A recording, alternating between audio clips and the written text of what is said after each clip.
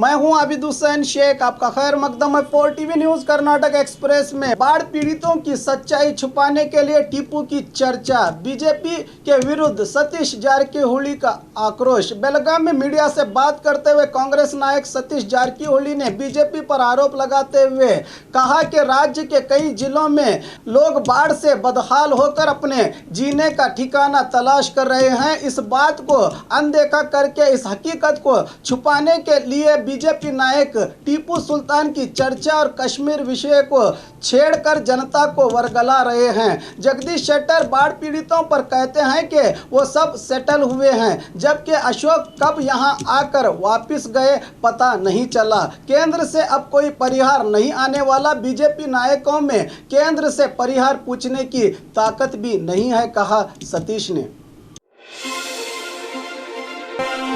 मासूम पर जुल्म करने वाला दरिंदा पुलिस की गिरफ्त में। धारवाड़ जिले के अन्नीगेरी शहर में 7 साला नाबालिग बच्ची को अपने हवस का शिकार बनाने वाले आरोपी को धारवाड़ जिला महिला पुलिस थाने के अधिकारियों ने आखिर दबोच लिया। बताया जा रहा है कि 27 साला आरोपी नाबालिग बच्ची के बाप का दोस्त ही था।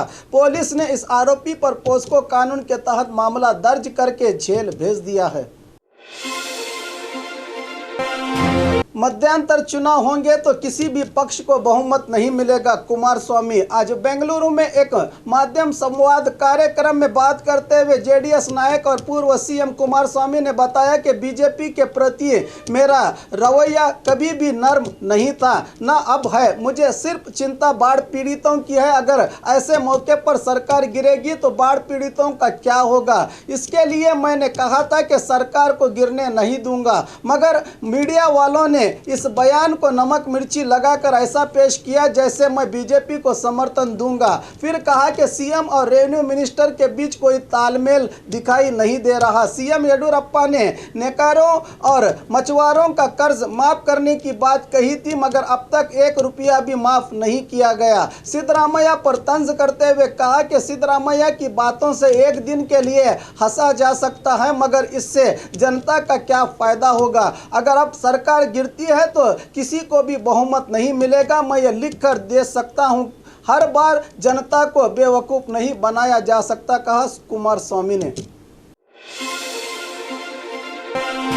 कन्नड़ा में ही प्रार्थना करने वाले मुस्लिम। कर्नाटक राज्य उत्सव के मौके पर कन्नड़ा भाषा के लिए कोशिश चल रही है, मगर हावेरी जिला रट्टीहल्ली तालुका के चिक्कब्बर ग्राम में करीब 1000 लोग रहते हैं, जिसमें 400 से अधिक मुस्लिम परिवार रहते हैं जो कन्नड़ में ही प्रार्थना करते हैं। बताया जा रहा है कि वीरन गौड़ा पाटिल नामक व्यक्ति ने मस्जिद के लिए 4 गुंठे जगह दी है। यहाँ मस्जिद के अंदर बाहर कन्नड़ा में ही बोर्ड लगाए गए हैं। मौलवी मोहम्मद समीउल्लाह कहते हैं कि इन ग्रामस्थों को उर्दू भाषा नहीं आती, सब कुछ कन्नड़ा में ही समझाया जाता है। बीदर जिले में एक तरफ आग तो दूसरी तरफ बारिश, जनजीवन अस्त व्यस्त। बीदर जिले में 2 अलग अलग घटनाओं में एक तरफ शहर के मैलोर क्रॉस के पास स्थित अरुण सर्विस सेंटर को शॉर्ट सर्किट से आग लग गई, जिसके कारण दुकान में रखे गए कई बाइक्स जलकर राख हुए। तो दूसरी तरफ पिछले कई दिनों से लगातार हो रही बारिश ने लोगों का जीवन हराम कर दिया है।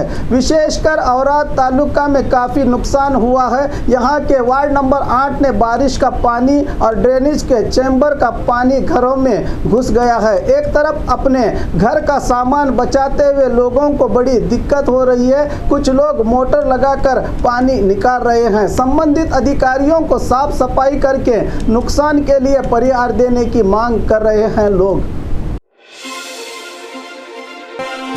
कर्नाटक रक्षणा वेदी के सदस्यों का हमला, डॉक्टर्स का धरना।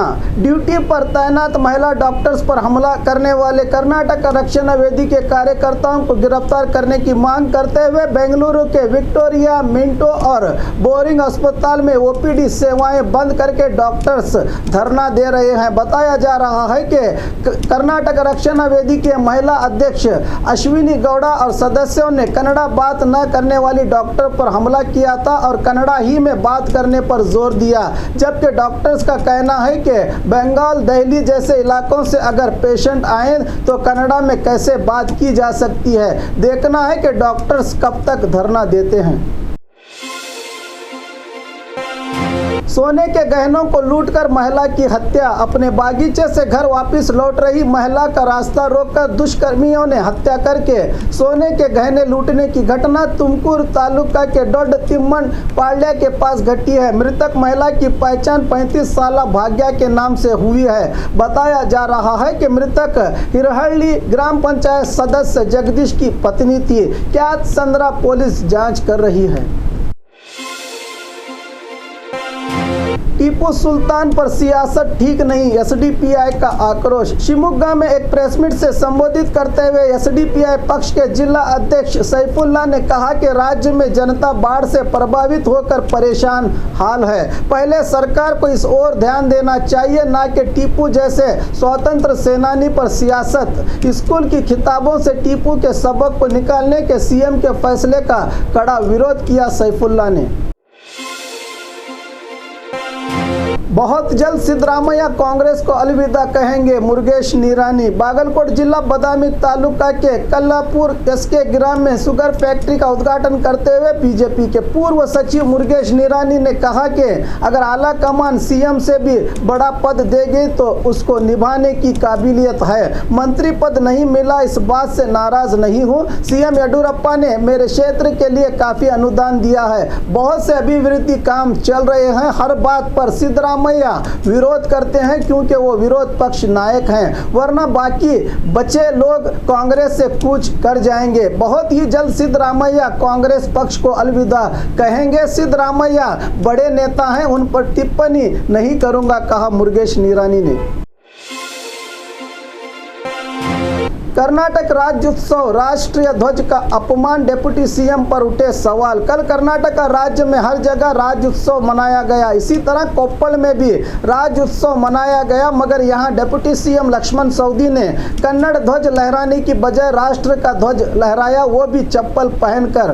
क्या ये राष्ट्र ध्वज का अपमान नहीं है? जनता सवाल उठा रही है। क्या इतनी जल्दी थी कि चप्पल उतार कर न सके, या इतनी बेजारी से इस काम को अंजाम दिया? डीसीएम साहब से जवाब मांग रही है जनता।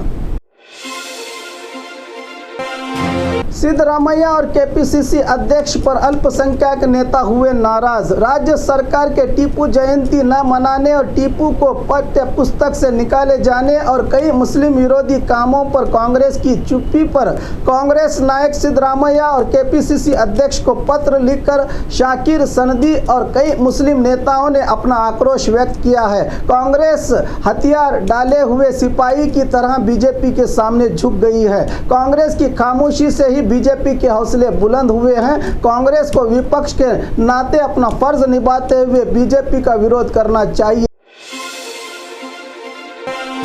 वैश्यावृत्ति के इल्जाम में ब्यूटी पार्लर पर पुलिस की रेड। मंगलुरु के कदरी में मौजूद कानूनी तौर पर चल रहे एक ब्यूटी पार्लर पर वैश्यावृत्ति के इल्जाम में पुलिस ने रेड की।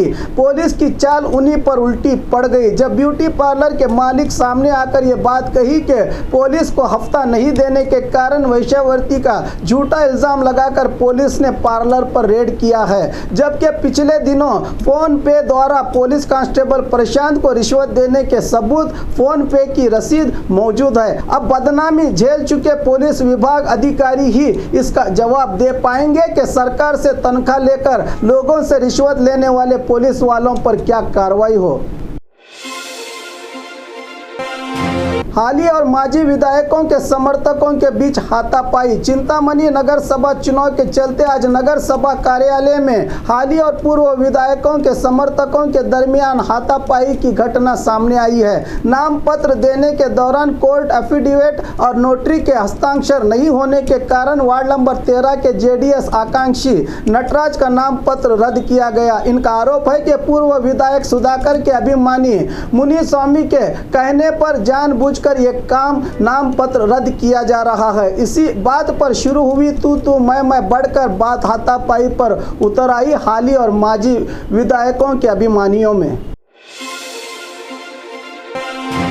और खबरों के लिए देखते रहिए 4 टीवी न्यूज़ कर्नाटक एक्सप्रेस।